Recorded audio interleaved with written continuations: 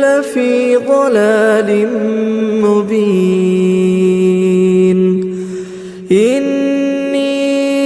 آمنت بربكم فاسمعون قيل ادخل الجنة قال يا ليت قومي يعلمون بما غفر لي ربي وجعلني من المكرمين وما أنزلنا على قومه من بعده من جود من السماء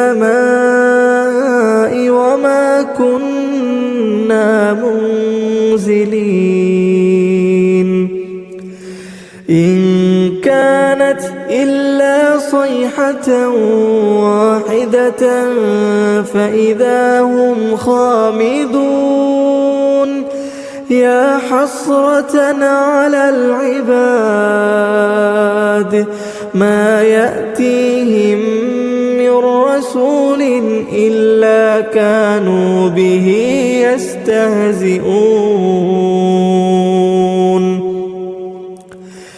ألم يروا كم أهلكنا قبلهم من القرون أنهم إليهم لا يرجعون وإن كل لما جميع لدينا محضرون وآية لهم الأرض الميتة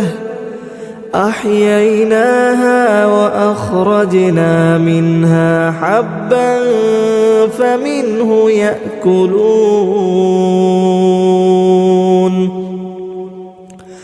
وجعلنا فيها جنات